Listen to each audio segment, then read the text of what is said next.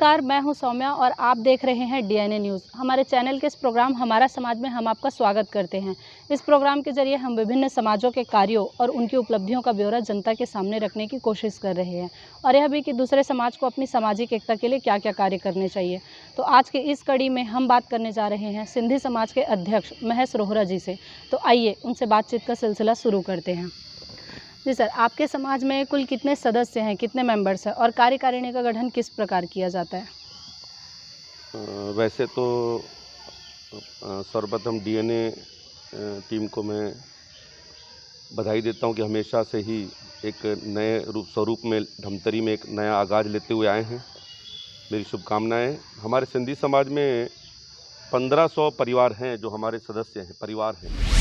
बहुत ज़्यादा सामान्य वर्ग से एक परिवार है और उसमें हमारा एक अध्यक्ष और लगभग 70-80 कार्यकारिणी के मेंबर पदाधिकारी हम लोग रहते हैं, जो हर आजकल क्या है, शहर बड़ा हो गया तो हर जगह कॉलोनियाँ हो गई, तो उनको संभालने के लिए हमारा गठन ऐसा होता है कि पहले चुनाव भी हुए हैं। मैं प्रथम जब मैं बना था तो चुनाव से जीत के आया था।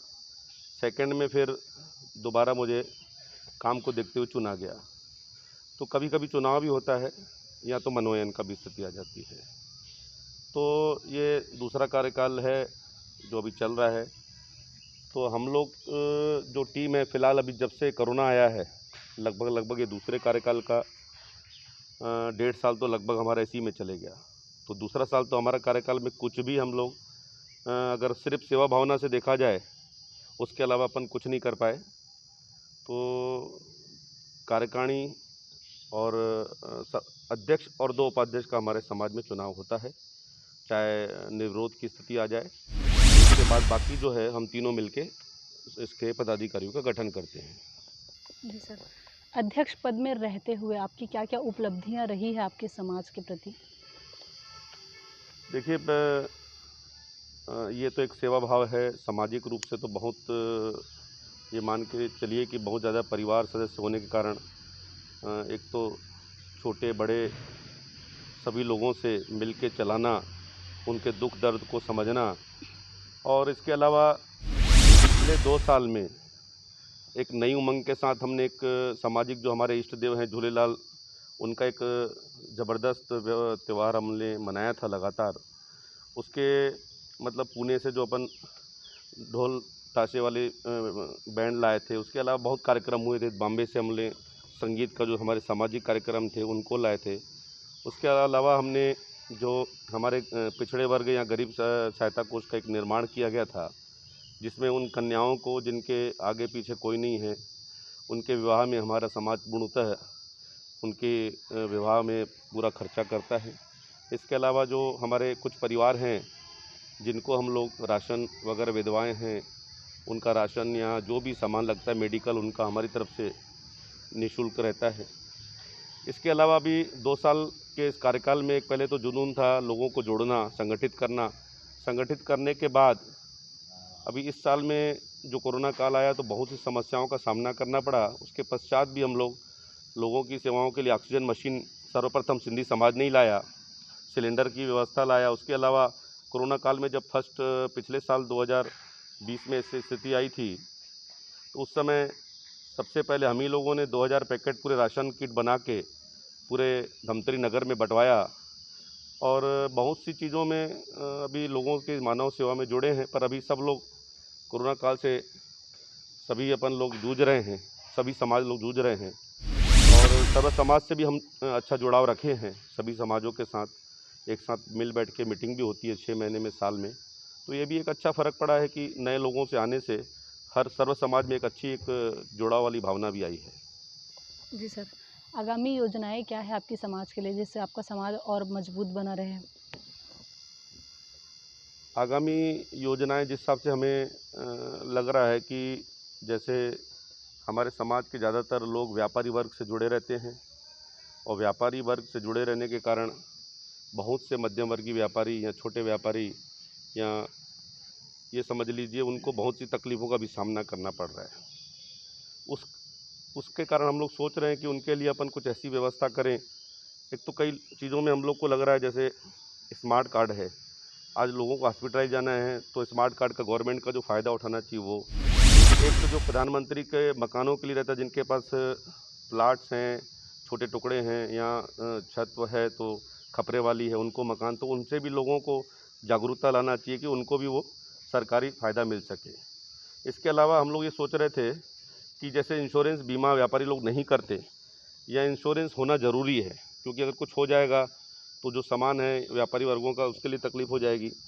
तो इन चीज़ों में एक जागरूकता लाना है। उसके अलावा कई जो हमारे छोटे छोटे व्यापारी हैं उनको हम लोग अभी ये स्कीम निकालने वाले हैं कि उनको हम लोग निःशुल्क बिना ब्याज के कुछ ऐसा व्यवस्था दें 1 साल का कि उनको व्यापार करने में दिक्कत ना आए।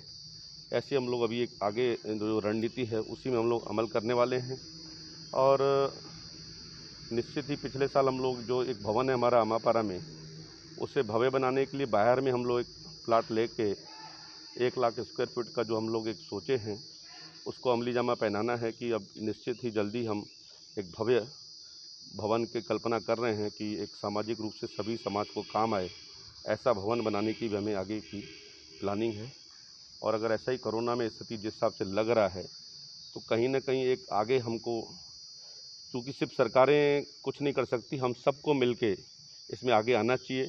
इसके आगे की रणनीति पहले में हम लोग एकदम, जब हमारा पहला कोरोना काल आया तो हम लोग बहुत अच्छे रूप से इसको कर, लेकिन जो दूसरा स्टेज अभी चालू है बहुत सी तकलीफ़ों दे रहा है हर आदमी को। बहुत सी हमारे कई अपने चले गए हमारे बीच से, ये संख्या बहुत बढ़ गई। तो इसलिए कहीं न कहीं हम लोग को मानवता के रूप में हम सभी समाजों को आगे आना है, उसके लिए हम लोग एक पहल करेंगे, ऐसी एक मेरी सोच है। जी सर, सामाजिक पदाधिकारी के राजनीतिक जुड़ाव को आप क्या मानते हैं? क्योंकि राजनीति में पार्टीगत लाभ और नुकसान देखा जाता है। देखिए, मेरा एक मानना है कि अगर हम समाज के एक बड़े पद में आते हैं तो हमारे समाज के उन युवाओं को या उन लोगों को जो राजनीति में सक्रिय हैं किसी भी पार्टी में, चाहे वो भाजपा हो, कांग्रेस हो, चाहे किसी भी पार्टी में सक्रिय हैं, उनको हम लोग को मोटिवेट करना चाहिए। लेकिन हम स्वयं अगर समाज के रूप में आए हैं सेवा में तो हमको राजनीति से दूर रहना चाहिए। उसका एक कारण ये होता है कि अगर हम वन साइडेड किसी भी पार्टी के लिए अगर हम आगे आते हैं तो दूसरी पार्टी की सरकार बनने से कई चीज़ों का हमें नुकसान फ़ायदा या सामना करना पड़ता है। तो मेरा यह मानना है कि हमारे समाज या किसी भी समाज के लोग किसी भी पार्टी से जुड़े हैं, उनको सामाजिक रूप में हस्तक्षेप नहीं करना चाहिए, बल्कि उनको सामाजिक रूप से आगे बढ़ाने के लिए हम एक प्रयास कर सकते हैं कि वो आगे बढ़ें। लेकिन उसको अगर आगे बढ़ना है तो उसी पार्टी के लिए उसको समर्पित भावना से आगे बढ़ना चाहिए। ये हम सभी को शुभकामनाएँ देते हैं कि जो भी आप राजनीति पार्टी में हैं तो वे कृपया करके अपनी राजनीति पार्टी में समर्पण भावना से राजनीति करें। सामाजिक में आके राजनीति करना ये उचित नहीं है, क्योंकि आप अपनी मेहनत से, पार्टी से, लगन से अगर आप आगे बढ़ेंगे तो समाज आपके तो साथ रहेगा ही रहेगा। कोई भी व्यक्ति अगर आज बड़ी पद में जाता है तो कहीं न कहीं किसी न किसी समाज का तो व्यक्ति कहलाता है। तो हर समाज का धर्म होता है कि हम पदाधिकारी होके इस राजनीति में मेरे ख्याल से इन्वॉल्वमेंट कम होना चाहिए या नहीं होना चाहिए। लेकिन जो लोग हमारे सामाजिक राजनीतिक लोग हैं, जो पार्टियों से जुड़े हैं, उनका मनोबल हम बढ़ा सकते हैं। ये हमारा एक प्रयास रहना चाहिए। जी सर, मृत्यु भोज का क्या प्रचलन है आपके समाज में? क्या इसकी प्रथा चलती है या नहीं चलती है? मृत्यु भोज मेरे हिसाब से बहुत ही, जो हम लोग एक हिंदू धर्म के आते हैं और हम लोग जब सुनते हैं, सनातन धर्म से हम आते हैं कि कृष्ण भगवान के जो रूप में भी हम लोग ये जब सुने हैं, तो मृत्यु भोज तो होना ही नहीं चाहिए। और अभी आने वाले समय में बदलाव की एक परंपरा प्रारंभ हो चुकी है। हमने भी एक प्रयास किया है, अब लोगों में धीरे धीरे जागरूकता आ रही है और निश्चित तौर पे मृत्यु भोज की संख्या, मतलब लोगों में ये ऐसी चलन था कि हमको मृत्यु भोज खिलाना ही, लेकिन अब धीरे धीरे कम हो रहा है और ये एक अच्छी पहल है, सभी समाजों के में भी कम हो रहा है। अब कोरोना काल में तो देखिए कई लोग ऐसे चले गए कि उसमें हम लोग ने समझ लीजिए 10-15 लोग भी शामिल नहीं हो सकते, जो गवर्नमेंट की गाइडलाइन हो, चाहे हमारी भी सोच हो। तो ये सोचिए कि इस स्थिति में जब हम लोग ऐसा हो रहे हैं, ऐसा हमारे साथ हो रहा है, घटनाएँ हो रही, तो हमको ये समझना चाहिए कि मृत्यु भोज क्यों और नहीं होना चाहिए मृत्यु भोज। मृत्यु भोज अब जो जो इंसान हमारे से अटैचमेंट आदमी हमारे से रहने वाला परिवार का चले जाता है, तो क्या हम खुशी से उसको खाना खिलाएँगे या वो खाना खुशी का रहता है या दर्द का रहता है, ये समझना हमको बहुत ज़रूरी है। सिर्फ़ एक-दूसरे की फ़ॉर्मेलिटी निभाने के लिए मृत्यु भोज करना ये उचित नहीं है मेरे हिसाब से, इसे नहीं करना चाहिए। ये हम लोग की सोच है और हम सभी समाजों से अपील करेंगे या एक दूसरे से मिलके इसका आगे का ये व्यवस्था रहेगा कि हम लोग इसको धीरे धीरे और आने वाले समय में मृत्यु बोझ में बिल्कुल पूर्णतः बंद हो जाए। यह एक प्रयास हम सभी मिलके करेंगे तो बहुत अच्छा भी रहेगा। जी सर, कोरोना काल की इस आपदा में आप क्षेत्रवासियों को क्या संदेश देना चाहेंगे हमारे चैनल के माध्यम से? देखिए, कोरोना काल की इस आपदा में एक चीज़ तो तय है कि हमने कुछ सीखा ही नहीं। जब से कोरोना आया, बहुत समय से हमने लॉकडाउन का एक समय देखा है, परिवार के साथ रहने का समय देखा है, दुःख दर्द देखा है। दूसरा स्टेज जो आ रहा है, ये भी अभी जो चल रहा है, बहुत ही खतरनाक तरीके से चला है। जब ये पीक होता है, तो बहुत ही मतलब समझ लीजिए अभी आप सभी देख रहे हैं हम लोग कैसे स्थिति मृत्युओं की संख्या बढ़ गई। तो हमने उस समय से जब चालू हुआ अपना सतर्कता नहीं रखा। अब हमें जागरूक होना चाहिए कि बिना मास्क दूरी बना के रखना। अगर आप हाथ से अगर कहीं भी चेहरे में हाथ लगाना चाहते हैं तो पहले हाथ धो लीजिए। अगर आप घर में हैं तो साबुन से, अन्यथा सैनिटाइज़र से। उसके बाद ही आप अपने चेहरे पे या मास्क के ऊपर हाथ लगा सकते हैं। ये सतर्कता हम सभी को अपनाना चाहिए, चाहे व्यापारी वर्ग में जितने भी लोग आ रहे हैं, आम आदमी भी। ये एक फैलने वाली बीमारी है।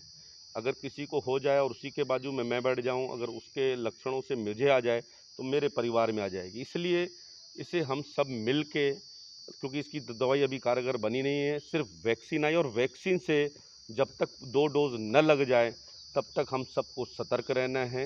इसलिए इसको भगाने के लिए हम सभी को पहले तो वैक्सीन जो भी है, जिस प्रावधानों में वैक्सीन आ रही है, हम सभी को वैक्सीन के लिए आगे बढ़ना चाहिए और मास्क और दूरी बना के हम सभी को सजग होना चाहिए।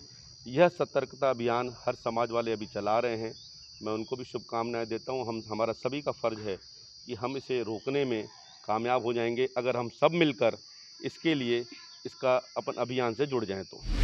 मैंने निश्चित तौर पे जब से यह एक आगाज़ किया है धमतरी नगर में, मैं समझता हूँ हम लोग सभी टीवी देखते हैं, दूसरे भी चैनल आते हैं, लेकिन धमतरी में डीएनए का आना अपने आप में एक पारदर्शिता लाते हुए नई नई व्यवस्थाओं के साथ, एक अच्छी सोच के साथ वो जो जिस हिसाब से आगे बढ़ा है, मेरी शुभकामना है कि वे ऐसे ही आगे और सरकार के प्रति, चाहे सामाजिक शहर के प्रति, मैं तो ये भी कहूँगा, डीएनए से एक अपील भी करूँगा इस विषय में कि हमारे नगर के विकास के लिए सिर्फ़ और सिर्फ़ हम लोग सरकार के भरोसे में न रहें। हमारी एक पहल होनी चाहिए डीएनए की कि सभी सामाजिक या बड़े-बड़े राजनेताओं से यह चर्चा ज़रूर करें कि आप धमतरी में रहते हैं, आपने धमतरी नगर के लिए क्या सोचा है? क्या कर सकते हैं? हम यहाँ बड़े हैं, यहीं पैदा हुए हैं, तो हमको यहाँ बढ़ाने के लिए हम क्या सोच रखते हैं? क्या हम लोग मेडिकल कॉलेज खोल सकते हैं या अन्य बड़े कॉलेज जो हमारे बच्चे जा रहे हैं रायपुर में, या दूसरों के नगरीय क्षेत्र के लोगों हमारे धमतरी में आके अगर ऐसी स्थिति हो जाए आने वाले समय में, कोरोना काल के बाद, मैं कह रहा हूँ कि हमारे जो गणमान्य नागरिक हैं, अच्छे लोग हैं, डीएनए ऐसा एक इंटरव्यू करे कि लोगों में एक भावना आ जाए कि हम धमतरी नगर को एक उच्च स्थान में ले जाएं अपने बलबूते में सरकार के सहयोग के साथ। और जिस हिसाब से वो एक अच्छा प्रयास कर रहा है डीएनए, मेरी पूर्णतः शुभकामनाएं हैं। निरंतर समाजों को जागरूक कर रहा है और इस कोरोना काल में लोगों में सतर्कता बना के रखा है। इसलिए मैं उनको धन्यवाद भी देता हूं। मेरी शुभकामना है कि ऐसे ही निरंतर कार्य आगे करते रहें। तो ये था सिंधी समाज के अध्यक्ष महेश रोहरा जी से बातचीत का सिलसिला हमारा। इन्होंने बहुत ही आत्मिक माहौल में हमसे बातचीत की और अपने सामाजिक कार्यों का ब्यौरा हमारे सामने रखा। महेश रोहरा जी से हम लेते हैं विदाई। मैं सौम्या, मेरे सहभागी राज गायकवाड़। हमें दीजिए इजाज़त। आप बने रहिए हमारे साथ डीएनए न्यूज़ पर। जय हिंद, जय छत्तीसगढ़, जय धमतरी।